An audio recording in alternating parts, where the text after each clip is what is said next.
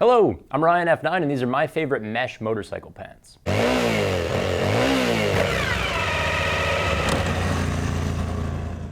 First up is going to be my own pair. This is the Icon Raiden Arrakis. Now I chose these guys to ride in last year, and after using every other pant in this video, this is still my favorite. The main reason I really love the Arrakis pant is going to be the shape of it. I mean, Icon calls this a relaxed fit, and that's really important. I say amen to that. Every mesh pant should look like this, because airflow is all about space. I mean, I need room between the surface of my leg and the surface of the pant if I'm going to have the air flow in, move around my skin, and then out the back.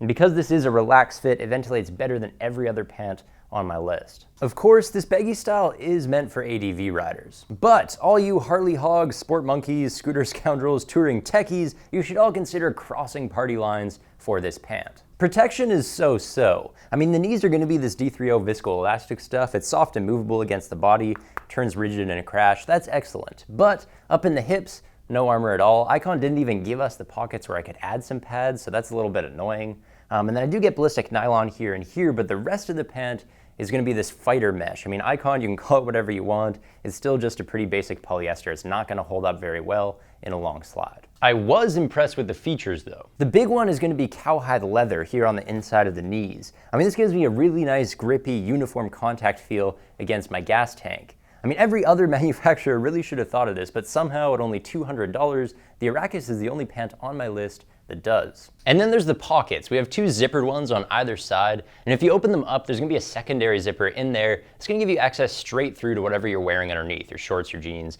and whatever. And there's also a zipper down by the ankle, but in my opinion, that's not really long enough. If you try to take these pants off while wearing motorcycle boots, that's still gonna be a pain in the ass. Fitment-wise, I'm 6'3", I normally wear a size 33 jean. I ordered this pant in a size 34 and I think it fits very well. I mean, I can normally wear it over jeans, I can wear it over shorts like I'm doing right now, and when it's really hot outside, I don't actually wear anything underneath it. It's still good. I mean, I have the two Velcro adjusters around the waist, I have the claw buckle up front, and I have removable and adjustable suspenders, so no matter where or how I wear this pant, I'm always gonna be able to get a good fit.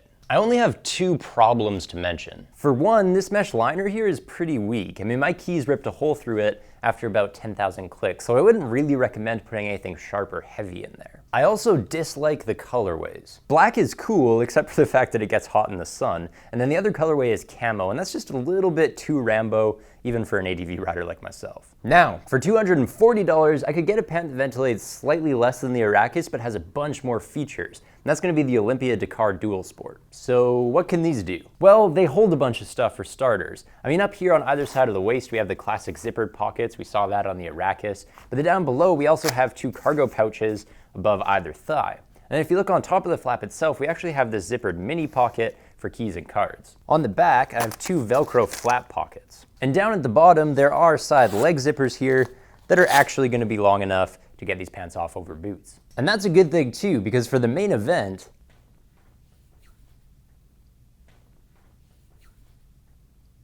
they turn into shorts. I mean, you could ride in these, you could hike in these, and they're quick drying as well, so you could even swim in these. And yes, zip-off pants are hopelessly lame. They scream middle-aged father on family vacation. But you know what? Dying of heat stroke is lame too. Protection is good on these guys. I mean, the knee pads are gonna be made from this grid of armor plates where all the rigid panels move independently. Olympia calls this motion flex. I call it the most comfortable knee armor on my list. After that, it's pretty simple. I mean, we have EVA foam hip pads, we have 500D Kadura on the non-mesh areas, and then we have a bit of 3M Scotchlite detailing just for nighttime visibility. Size-wise, I have a 33-inch waist, and these 34s fit really well. If I wanted to wear jeans underneath, probably I would have taken a size 36. Now down at the bottom cuff, the zipper ends about 6 inches off the ground, so if I wanted to get these guys hemmed, it'd be very easy to do that. And up at the waist, I have two panels of stretch fabric, so if I get a bit fatter, that's not gonna be a problem. These pants do come in black and pewter colorways, by the way, and trust me, the pewter is the one that you want. I mean, these don't ventilate quite as well as the Arrakis did, and so if I have that leather colorway, it helps me stay a little bit cool. Now, I've already said that mesh pants should be baggy, but you're allowed to disagree with me, especially if you're a sport rider. This is Dainesi's Drake Super Airtex pant, and it really looks the part. I mean, no, a slim fit like this isn't really gonna flow as much air as some of the other stuff on my list, but it's not too bad. I mean, I tested these out on a 35 Celsius day in Montreal, and I didn't die, so that's pretty good. At the very least, the Drake is gonna be much cooler than a regular textile pant. It's gonna be worlds cooler than perforated leathers. Plus, this is also the most lightweight option on my list. In terms of protection, this is a pretty half-hearted attempt from Dainese. I mean, CE-approved knee protectors are fine, but there's no hip or tailbone armor, and the mesh panels on the thighs, the shins, the calves aren't going to slide that well. Neither will the regular textile fabric, if I'm going to be honest. I mean, I was disappointed that this wasn't high denier Cordura or ballistic nylon or something like that. It's just regular quick-dry fabric. I mean, it'll protect me from getting sweaty, but that's about it. Dainese does get a passing grade on the features, but it's not really an A+. Just pockets here and here, and then we have a modest amount of reflective piping along the calf zipper. We have this zipper interface up top to go along with Dainese jackets. The main thing that I do like about this pant though, and it's not even something they mentioned in the press release, is going to be this textile panel here on the inner knee. That gives me a really nice contact feel against the tank of my bike. Sizing on the Drake would be spot on if I was a leprechaun, but for regular humans, it runs really small. I mean, I have a 33-inch waist, which would put me in a Euro size 48 according to the chart online, but I bought this 52, and it fits like a charm. And bear in mind that the Drake is not the type of pant that you want to wear your regular clothes underneath either. But this one is. It's the First Gear HT Air Overpant, and like the name suggests, you put this on over shorts, jeans, sweatpants, whatever. The HT Air is the most premium option on my list, and First Gear really thought of everything. It's made from 600 denier polyester and then 250 denier mesh, making it the sturdiest pant that we've seen. Now we have CE-approved knee armoring, we have padded hip panels as well. Up here we have two zippered pockets on either side, and then we have zippered pass-through openings if you actually want to get through the pant to whatever you're wearing underneath. And moving down, the reflective panels on here are going to be the largest and most extensive that we've seen.